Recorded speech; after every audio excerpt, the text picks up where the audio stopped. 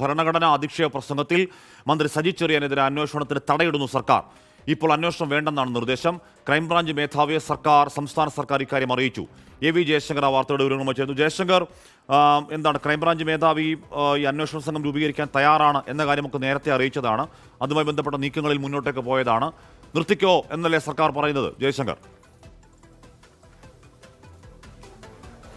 അതായത് ആഷ്മി, അങ്ങനെ തന്നെയാണ് സർക്കാർ ക്രൈംബ്രാഞ്ച് മേധാവിയെ അറിയിച്ചിരിക്കുന്നത്. തൽക്കാലം സജി ചെറിയാനുമായി ബന്ധപ്പെട്ട ഈ ഭരണഘടനാ അധിക്ഷേപത്തിൽ ക്രൈംബ്രാഞ്ച് അന്വേഷണം വേണ്ടെന്ന് ഔദ്യോഗികമായി തന്നെ സർക്കാർ ക്രൈംബ്രാഞ്ച് മേധാവിയെ അറിയിച്ചു.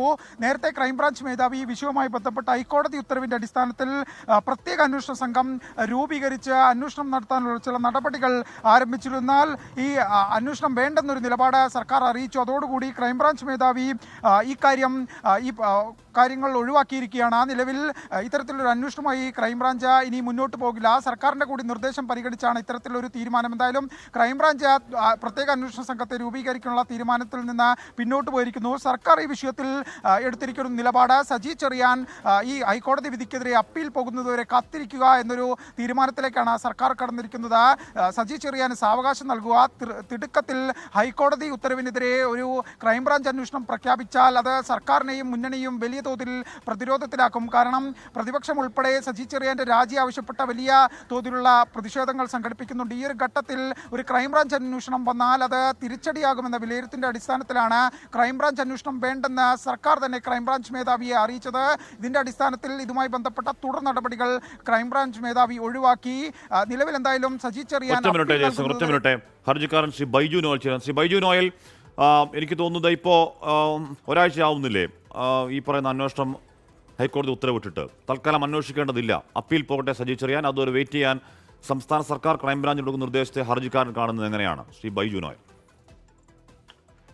ഈ കേസിലെ പ്രതിക്ക് എല്ലാ കേസിലെ പ്രതികൾക്കും അപ്പീൽ പോകാനുള്ള സാഹചര്യമുണ്ടെങ്കിൽ അപ്പീൽ പോകുന്നതിൽ തെറ്റില്ല. പക്ഷേ ബഹുമാനപ്പെട്ട കേരള ഹൈക്കോടതി ബഹുമാനപ്പെട്ട DGPക്ക് ഒരു ഡയറക്ഷൻ കൊടുത്തിട്ട് ഒരാഴ്ചയായി. ആ നിർദ്ദേശം അനുസരിക്കാതിരിക്കുക എന്നുള്ളത് വാസ്തവത്തിൽ കോടതിയോടും നമ്മുടെ നീതിന്യായ വ്യവസ്ഥയോടും കാണിക്കുന്ന ഒരു വെല്ലുവിളിയായിട്ട് വേണം കാണാൻ വേണ്ടി. കാരണം ഈ കേസിനകത്ത് ഒരാഴ്ചയിലധികമായി ഇപ്പോൾ അന്വേഷണ ഉദ്യോഗസ്ഥനെ പോലും ഇപ്പോൾ നിയമിച്ചിട്ട് പോലുമില്ല, അന്വേഷണം ആരംഭിച്ചിട്ടില്ല. ഇപ്പോ ഞാൻ മനസ്സിലാക്കുന്നിടത്തോളം ഇപ്പൊ അന്വേഷണം വേണ്ട, അന്വേഷണം ഇപ്പോൾ തൽക്കാലം അന്വേഷണ നടപടികളുമായി മുന്നോട്ട് പോകേണ്ട എന്നുള്ള നിർദ്ദേശം നൽകി എന്നാണ് ഇപ്പോൾ ഞാൻ മനസ്സിലാക്കുന്നത്. അത് വാസ്തവത്തിൽ അത് നമ്മുടെ നീതിന്യായ വ്യവസ്ഥയോടുള്ള വെല്ലുവിളിയാണ്. അത് ലക്ഷ്യമായിട്ട് വേണം അതിനെ കാണാൻ വേണ്ടി എന്നാണ് എന്റെ അഭിപ്രായം. കോടതിയുടെ ശ്രദ്ധയിൽപ്പെടുത്താൻ ഹർജിക്കാരൻ എന്ന നിലയ്ക്ക് അഡ്വക്കേറ്റ് ബൈജു നോയൽ ആലോചിക്കുന്നുണ്ടോ? തീർച്ചയായും അങ്ങനെ ഒരു തെറ്റായ നിർദ്ദേശം കേരള ഗവൺമെന്റ് ഡയറക്ടർ ജനറൽ DGPക്കോ അല്ലെങ്കിൽ ക്രൈംബ്രാഞ്ച് മേധാവിക്കോ ഒക്കെ കൊടുത്തിട്ടുണ്ടെങ്കിൽ തീർച്ചയായും അതിനെ കോടതിയിൽ ചോദ്യം ചെയ്യപ്പെടേണ്ടതാണ്. ഈ അന്വേഷണ സംഘം രൂപീകരിക്കാനുള്ള ക്രൈംബ്രാഞ്ച് അതിന് നീക്കങ്ങളെ മുന്നോട്ടേക്ക് പോയതാണ്. രൂപീകരിക്കാൻ കാര്യങ്ങൾ സജ്ജമാണ് എന്ന് ക്രൈംബ്രാഞ്ച് മേധാവി സർക്കാരിനെ അറിയിച്ചതാണ് എന്നും അറിയാൻ കഴിയുന്നു. ശ്രീ ബൈജു നോയൽ, താങ്കൾ പറഞ്ഞതുപോലെ ഏത് പരാതിക്കാരനും ഏത് ഇരയ്ക്കും കോടതിയെ സമീപിക്കാനുള്ള അവകാശമുണ്ട്, അപ്പീലുമായി പോകാനുള്ള അവകാശമുണ്ട്. ആ അപ്പീൽ വരെ ഒരു സാവകാശം എന്നത് ന്യായീകരിക്കത്തക്ക സാവകാശമാണോ ശ്രീ ബൈജു നോയൽ? തീർച്ചയായും ഈ സാഹചര്യത്തിൽ അല്ല. കാരണം നേരത്തെ ഈ കേസിലെ പ്രതിയായിട്ട് വേണം ഇദ്ദേഹത്തെ കാണാൻ. ഇദ്ദേഹത്തെ നമുക്ക് മന്ത്രിയായിട്ട് കാണുന്നത് കൊണ്ടാണ് ഈ പ്രോബ്ലം ഗവൺമെന്റിന് വരുന്നത്. ഈ കേസ് ഒരു FIR രജിസ്റ്റർ ചെയ്ത ഒരു കേസിലെ പ്രതിയായിട്ട് ഇദ്ദേഹത്തെ കാണുകയാണെങ്കിൽ അദ്ദേഹത്തിന് അപ്പീൽ പോവാൻ ഗവൺമെന്റ് അതിനുവേണ്ടി കാത്തിരിക്കേണ്ട കാര്യമില്ല. അദ്ദേഹത്തിന് ഏത് സാഹചര്യത്തിലും അപ്പീൽ പോകാവുന്നതാണ്. പക്ഷെ ഗവൺമെന്റിന് കിട്ടിയിരിക്കുന്ന നിർദ്ദേശം, DGPക്ക് കിട്ടിയിരിക്കുന്ന നിർദ്ദേശം ഈ കേസിന്റെ അന്വേഷണത്തിനായി ഒരു ഇന്റഗ്രിറ്റി ഉള്ള ഓഫീസറെ അപ്പോയിന്റ് ചെയ്യാനും ക്രൈംബ്രാഞ്ച് ഈ കേസ് അന്വേഷണം പുനരാരംഭിക്കാനുമാണ്. തുടർ അന്വേഷണമാണ് ഇതിനകത്ത് കോടതി ഉത്തരവിട്ടിരിക്കുന്നത്. ആ ഉത്തരവാണ് വാസ്തവത്തിൽ ഇദ്ദേഹം ഒരു മന്ത്രിയായിരുന്നത് കൊണ്ട് മാത്രമാണ് ഇങ്ങനെ ഒരു ബെനിഫിറ്റ് അദ്ദേഹത്തിന് ഗവൺമെന്റ് കൊടുക്കുന്നത്.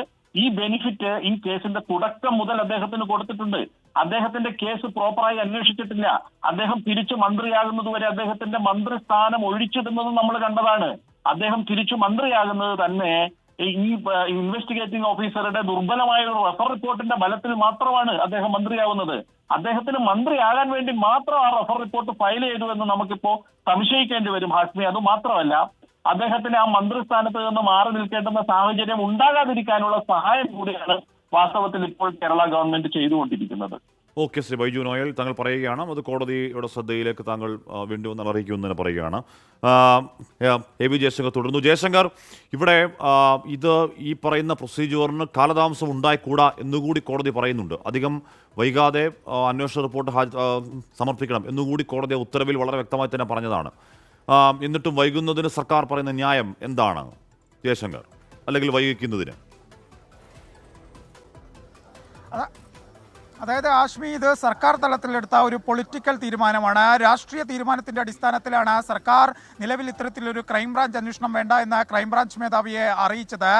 ഇതിന് പിന്നാലെയാണ് ക്രൈംബ്രാഞ്ച് മേധാവി അന്വേഷണവുമായി ബന്ധപ്പെട്ടുള്ള തുടർ നടപടികൾ ഒഴിവാക്കിയത്. പക്ഷേ ഹൈക്കോടതി ഉത്തരവ് അത് പാലിക്കപ്പെടേണ്ട ഒന്നാണ്. അത് പാലിക്കപ്പെട്ടില്ല എങ്കിൽ കോടതിയലക്ഷ്യം ഉൾപ്പെടെയുള്ള നടപടികളുമായി ഈ ഹർജിക്കാർക്ക് ഉൾപ്പെടെ മുന്നോട്ട് പോകാനാകും. അത് വലിയ നിയമപ്രശ്നത്തിലേക്കും പോകും. കാരണം ഹൈക്കോടതിയിലേക്ക് ഒരുപക്ഷെ ഈ കേസ് ഇതുമായി ബന്ധപ്പെട്ട കോടതിയലക്ഷ്യ കേസ് ഉൾപ്പെടെ വന്നു കഴിഞ്ഞാൽ ഹൈക്കോടതിയുടെ ഭാഗത്തുനിന്ന് ഉൾപ്പെടെ വലിയ തോതിലുള്ള വിമർശനങ്ങൾക്കും സാധ്യതയുണ്ട്. അത്തരത്തിലുള്ള കാര്യങ്ങളെല്ലാം മുന്നിൽ നിൽക്കെ തന്നെയാണ് പ്രതിപക്ഷം ഉൾപ്പെടെ വലിയ തോതിലുള്ള ഒരു രാഷ്ട്രീയ ആയുധമാക്കാൻ സജി ചെറിയാനെതിരെ ഇത്തരം അന്വേഷണം പ്രഖ്യാപിച്ചാൽ രാഷ്ട്രീയ ആയുധമാക്കുമെന്ന് മുന്നിൽ കണ്ടുകൊണ്ടാണ് സർക്കാർ ഇതിന് തടയിടുക എന്ന ലക്ഷ്യത്തോടെയാണ് നിലവിൽ അന്വേഷണം വേണ്ട സജി ചെറിയാൻ ഒരു അപ്പീൽ നൽകാനുള്ള സാവകാശം നൽകിയിരിക്കുന്നത്. നമുക്ക് ലഭ്യമാകുന്ന വിവരങ്ങൾ അനുസരിച്ച് അധികം വൈകാതെ തന്നെ സജി ചെറിയാൻ ഈ ഹൈക്കോടതി വിധിക്കെതിരെ അപ്പീലുമായി മേൽക്കോടതിയെയോ ഹൈക്കോടതിയെയോ തന്നെ സമീപിക്കാനുള്ള ഒരു സാധ്യത ഉണ്ട്. ഇതുമായി ബന്ധപ്പെട്ട സജി ചെറിയാൻ നിയമവിദഗ്ധരുമായി കൂടിയാലോചന നടത്തുന്നതാണ് വിവരം. എന്തായാലും അധികം വൈകാതെ സജി ചെറിയാൻ്റെ ഒരു അപ്പീൽ ഈ കേസുമായി ബന്ധപ്പെട്ട കോടതിയിലെത്തുമെന്ന കാര്യത്തിൽ സംശയമില്ല. അതുകൂടി കണക്ക് കൂട്ടിയാണ് സർക്കാർ ഈ വിഷയത്തിൽ ഇത്തരത്തിലൊരു തീരുമാനം എടുത്തിരിക്കുന്നത്. ഇത്തരത്തിൽ സജി ചെറിയാൻ അപ്പീൽ നൽകുമ്പോൾ അതിൽ കോടതിയിൽ നിന്ന് അനുകൂല തീരുമാനം ഉണ്ടായാൽ അത്തരത്തിൽ കാര്യങ്ങൾ മുന്നോട്ട് പോകട്ടെ എന്നൊരു സമീപനം കൂടി സർക്കാരിനുണ്ട്. അത്തരത്തിലൊരു അനുകൂല തീരുമാനം ഉണ്ടാകുമെന്നൊരു പ്രതീക്ഷയും ഈ സർക്കാരിനുണ്ട്. അതിൻ്റെ അടിസ്ഥാനത്തിൽ കൂടിയാണ് ഈ വിഷയവുമായി ബന്ധപ്പെട്ട ഇത്തരത്തിൽ ഒരു രാഷ്ട്രീയ തീരുമാനമെടുത്തത്. തികച്ചും പൂർണ്ണമായും രാഷ്ട്രീയ തീരുമാനത്തിന്റെ അടിസ്ഥാനത്തിലാണ് സർക്കാർ ഒരു മന്ത്രിക്കെതിരെ, മന്ത്രിസഭയിലെ ഒരു അംഗത്തിനെതിരെ നിലവിൽ ക്രൈംബ്രാഞ്ചിന്റെ അന്വേഷണം വേണ്ട എന്നൊരു തീരുമാനത്തിലേക്ക് എത്തിയത്. ഇതെന്തായാലും വരും ദിവസങ്ങളിൽ നിയമപരമായും രാഷ്ട്രീയപരമായും ചോദ്യം ചെയ്യപ്പെടുമെന്ന കാര്യത്തിൽ ഒരു സംശയവുമില്ല. കാരണം ഈ വിഷയത്തിൽ പ്രതിപക്ഷം ഉൾപ്പെടെ ഇനി പ്രതികരിക്കാനുള്ള സാധ്യതയുണ്ട്. വലിയ പ്രക്ഷോഭങ്ങളിലേക്ക് പ്രതിപക്ഷം കടക്കാനുള്ള സാധ്യതയുണ്ട്. ആദ്യഘട്ടത്തിൽ തന്നെ സജി ചെറിയാൻ രാജിവെക്കണമെന്ന് പ്രതിപക്ഷ നേതാവും ഉൾപ്പെടെയുള്ള ആളുകൾ ആവശ്യപ്പെട്ടതാണ്. അതിനുശേഷം ഈ വിഷയം ഒന്ന് തണുത്തപ്പോഴാണ് സർക്കാരിന്റെ ഇത്തരത്തിലൊരു നിർദ്ദേശം വരുന്നത്. വരും മണിക്കൂറുകളിൽ ഈ വിഷയത്തെ പ്രതിപക്ഷം എങ്ങനെ പ്രതിപക്ഷം ഏറ്റെടുക്കാതിരിക്കാൻ നിർവാഹമില്ല. പ്രതിപക്ഷം സമരങ്ങളിലേക്ക് പോകുമെന്ന് കാത്തിരുന്ന് കാണണം. എന്തായാലും അപ്പീൽ പോകും വരെ സജി ചെറിയാൻ സംരക്ഷണം ഒരുക്കാനാണ് സർക്കാർ തീരുമാനം.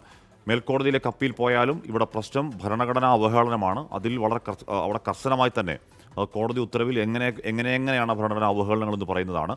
മേൽക്കോടതിയിലേക്ക് പോയാലും ഇത് കേസ് ഭരണഘടനാ അവഹേളനമായതുകൊണ്ട് അപ്പീൽ അനുവദിക്കുമോ എന്ന് കാത്തിരുന്ന് കാണണം.